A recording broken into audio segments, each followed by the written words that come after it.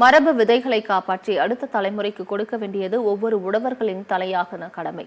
இந்த உன்னத பணிகளை பிரம்மாண்ட விழாவாக நடத்தி பார்ப்போரை பிரமிக்க வைத்திருக்கும் தமிழ்நாடு விதை சேகரிப்பாளர் கூட்டமைப்பினருடன் நமது செய்தியாளர் பிரீத்குமார் நடத்திய கலந்துரையாடலை தற்பொழுது பார்க்கலாம். தமிழ்நாடு விதை சேகரிப்பாளர் கூட்டமைப்பு சார்பில் 2ஆம் ஆண்டு காய்கறி மற்றும் கிழங்கு திருவிழாவானது நடைபெற்று வருகிறது. இந்த திருவிழாவுக்கு தற்போது பார்த்தோமானால் சுமார் 5000க்கும் மேற்பட்ட பொதுமக்கள், விவசாயிகள், அது மட்டும் இல்லாமல் பள்ளி கல்லூரி மாணவர்கள் தொடர்ந்து இந்த இந்த காய்கறி திருவிழாவை காண்பதற்காக வந்த வண்ணம் இருக்கின்றனர். தற்போது இந்த கூட்டமைப்பு சார்பில் இருக்கக்கூடிய ஒருங்கிணைப்பாளர்கள் நம்முடன் இருக்கிறார். அவர்களும் கேட்போம். சார் வணக்கம். தற்போது இந்த காய்கறி மற்றும் கிழங்கு திருவிழா 2ஆம் ஆண்டு வேலூரில் நடக்குது. இந்த திருவிழா மூலமாக பொதுமக்கள் எந்த அளவுக்கு விழிப்புணர்வு ஏற்பட்டிருக்காங்க? இதனால நீங்க பொதுமக்களுக்கும் விவசாயிகளுக்கும் என்ன சொல்ல வரீங்க? விழிப்புணர்வு மக்கள்கிட்டயே ரொம்ப நிறையவே இருக்குது. இப்போ நீங்கள் கூட்டத்தை பார்க்கும்போது தெரிஞ்சுக்கலாம். அப்போ எவ்வளோ மக்கள் இந்த மரபு காய்கறி விளைவிக்கிறதுலையும் அதை சுவைக்கிறதுலையும் ஆர்வமாக இருக்கிறாங்கன்றதை நம்ம பார்க்க முடியுது. இது இன்னும் பெருகணும். ஒவ்வொரு மக்கள்கிட்டையும் ஒவ்வொரு மனுஷனும் சாப்பிடக்கூடிய ஒவ்வொரு விதையுமே நம்ம மரபு விதையாக இருக்கணும், அதுலேருந்து வர காய்கறிகளாக இருக்கணும், அதுலேருந்து வர நெல் ரகங்களாக இருக்கணும். இதுதான் நம்மளை முக்கியமாக நம்ம பார்க்க வேண்டியதாக இருக்குது. இதுதான் இந்த அடுத்த சமுதாயத்துக்கு ஆரோக்கியத்தை கொடுக்கக்கூடியதாக இருக்கும். வேறு எதையுமே கொடுக்க முடியாது. இன்றைக்கி ஆரோக்கியம் தான் இன்றைக்கி பெரிய பிரச்சனையாக இருக்குது. இந்த ஆரோக்கியத்தை கையில் எடுக்கணும்னா இந்த விதை அடி வேர் இருந்து விதையிலிருந்து நம்ம இந்த மாற்றத்தை கொண்டு வந்தாகணும். இந்த விதையிலிருந்து மாறுதல் வந்தால் மட்டும்தான் இந்த சமூகம் ஆரோக்கியமாக வாழ முடியும், அடுத்த தலைமுறை நிலைச்சு நிற்கும். சார், அதே போல் தமிழகத்தில் இருக்கக்கூடிய அதாவது பொதுமக்கள் அறியாத ஒரு காய்கறிகளோ இல்லை கிழங்கு வகைகளோ இந்த பகுதி கொண்டு வந்திருக்கீங்க. குறிப்பாக வேலூரில் நடத்துறதுனால இந்த வேலூரில் இருக்கக்கூடிய முக்கியமான ஏதாவது மக்கள் அறியாத இருக்கக்கூடிய காய்கறிகள், தக்காளி வகைகள், இல்லை கீரை வகைகள், கிழங்கு வகைகள் அதெல்லாம் இங்கே காட்சிப்படுத்திருக்கீங்களா? இதில் வேலூர் தக்காளின்னு ஒரு தக்காளி இருக்குங்க. அது பார்த்திங்கன்னா இந்த வேலூரில் எல்லா டைம்லையும் போடக்கூடிய ஒரு ரகமாக இருந்தது. இதில் முக்கியமான விஷயம் இளம்பாடி முள்ளுக்கத்திரின்னு இங்கே பேர் போன ஒரு ரகம். இது இங்கே ஜிஐ டேகோடு வச்சுருக்கு. அதாவது புவிசார் குறியீடு உள்ள ஒரு கத்திரிக்காய் ரகமாக நம்ம பார்க்கலாம். இதை தாண்டி நிறைய காய்கறிகள், நாம பூசணின்னு சொல்லக்கூடிய இது எல்லாமே வேலூரை தான் நம்ம பூர்வீகமாக சார்ந்து இருக்குதுன்றது நம்ம பாட்டி தாத்தா அவங்களுடைய கதைகள் மூலிமா நம்ம கேட்க முடியுது. இது இங்கே இருக்கிற பழக்க வழக்கங்களில் ஒன்றா இணைஞ்சிருக்குது. இதை பிரிக்கவே முடியாது. இன்னைக்கு எண்ணெய் கத்திரிக்காய்னா அது அவ்வளோ ஃபேமஸ். இப்போ எண்ணெய் கத்திரிக்காய் இல்லாமல் இன்றைக்கி ஒரு வாரத்துக்கு ஒரு வாட்டி இல்லை 2 வாட்டியாவது எல்லாருமே எண்ணெய் கத்திரிக்காய் வச்சுருவாங்க. ஆனால் மற்றவங்க வெளியே அப்படியான்னு கேட்டோம்னா தெரியாது. ஆனால் வேலூர் மாவட்டத்தில் ஒவ்வொரு வாரமும் குறைஞ்சது 2 நாள் 3 நாள் எண்ணெய் கத்திரிக்காய் கண்டிப்பாக இருக்கும். எல்லா பிரியாணி கடையிலையும் இன்றைக்கி இருக்கிற இளம்பாடி முள்ளு கத்திரி தான் டாப்பாக இருக்கும் எண்ணெய் கத்திரிக்காயில். அப்போ இந்த மாதிரி நம்மளுடைய உணவு பழக்க வழக்கத்தில் இதெல்லாம் ஒன்றா கலந்துருச்சோ அதை பிரிக்க முடியாமல் இருக்குது இன்றைக்கும் நாட்டு ரகங்களில். ஆனால் இதை தாண்டி 800 வகையான ரகங்கள் இங்கே காட்சிப்படுத்தி இருக்கிறோம். அது இல்லாமல் பார்த்தோம்னா மக்கள்கிட்ட இருந்து விலகி இருக்குது. அது எல்லாத்தையுமே ஒன்று சேர்த்துக்கிறதுக்கு தான் நம்ம இதை செஞ்சிட்ருக்கிறோம். இந்த ஒவ்வொரு மக்களுக்கும் இந்த காய்கறிகள் பற்றின விழிப்புணர்வு வரணும், அது சாப்பிடணுன்ற ஒரு எண்ணம் வரணும். இதுதான் ஆரோக்கியத்தை கொடுக்கக்கூடியதாக இருக்கும். கூட்டமைப்பு சார்பாக மற்ற ஒரு நிர்வாகி நம்முடன் இருக்கிறார், ஒருங்கிணைப்பாளர். அவர்களிடம் கேட்போம். ஆமாம், வணக்கம். தற்போது இருக்கக்கூடிய காலகட்டத்தில் இது 2ஆம் ஆண்டு தொடர்ந்து நடத்திட்டு வரீங்க. விவசாயிகிட்ட இது போல் விழிப்புணர்வு எந்த அளவுக்கு போய் சென்று அடைஞ்சிருக்கு?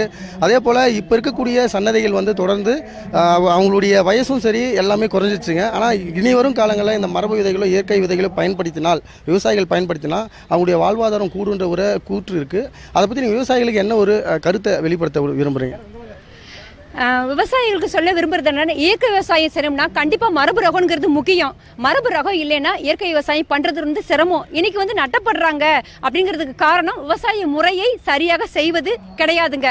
அப்போ இன்னைக்கு இருக்கிற விவசாயிகள் நம்ம விவசாயம் பண்ணும் பொழுது ஒவ்வொரு ரகங்களுக்காக விதைக்காக செலவு பண்ணுற காசு ரொம்ப ஜாஸ்திங்க. இப்போ காஸ்ட் எஃபெக்டிவாக இருக்கணும் அப்படின்னா உள்ளூர் ரகங்களுக்கு முக்கியத்துவம் கொடுத்து விதைகளை ஒவ்வொரு முறையும் நம்ம போட்டு எடுத்து அந்த புழக்கத்தில் வச்சுக்கிட்டே இருக்கணும். இப்படிலாம் செய்யணும்னா விவசாயிகள் அடுத்த தலைமுறைக்கு எண்ணத்தை விட்டுட்டு போகிறோமோ இல்லையோ நல்ல விதைகளை நம்ம விட்டுட்டு போகணும்.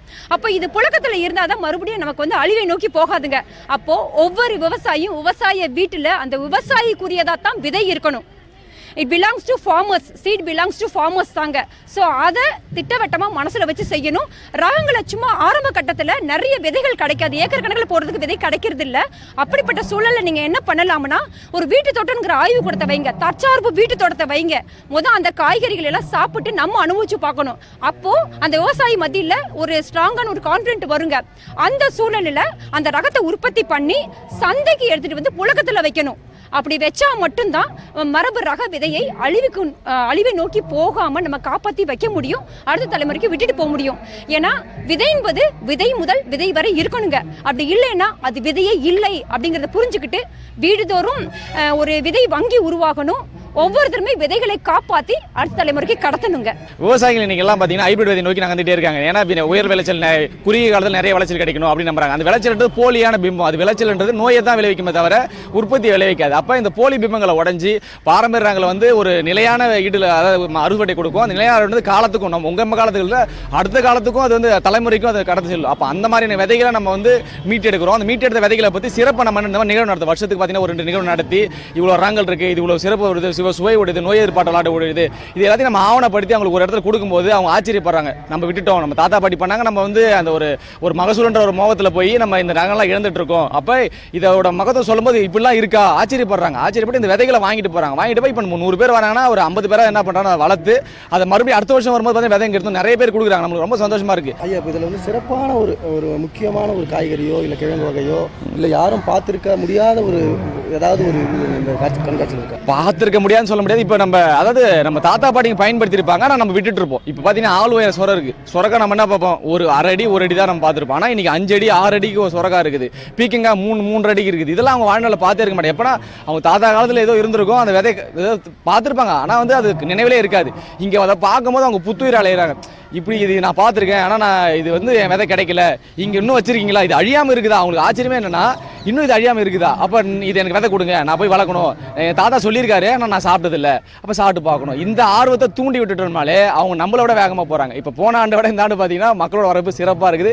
இந்த நிகழ்வோட நோக்கன்றது அதுதான், மக்கள்கிட்ட இந்த ஆர்வத்தை தூண்டி விட்டுறணும், அவங்க கொண்டு போயிட்டே இருப்பாங்க. தமிழகத்தில் இருக்கக்கூடிய விவசாயிகள் ஹைபிரிட் விதைகளை நாடி செல்லாமல் இயற்கை விதைகள், மரபு விதைகளை நாட வேண்டும். அது மட்டும் இல்லாமல் வரக்கூடிய சன்னதிகள், அதாவது அவர்களுடைய பிள்ளைகளின் அவர்களுடைய வாழ்வாதாரத்தை காக்க வேண்டும் என்றால் இதை போன்ற விதைகளை நாடி வந்தால் மட்டுமே இந்த போன்ற முயற்சிகள் வெற்றி அடையும் என்பதே இந்த திருவிழாவின் முக்கிய நோக்கமாக இருப்பதாக இங்கே இருக்கக்கூடிய ஒருங்கிணைப்பாளர்கள் தெரிவித்திருக்கின்றனர். சத்தியம் செய்திகளுக்காக ஒளிப்பதிவாளர் சுதாகருடன் பிரீத்குமார்.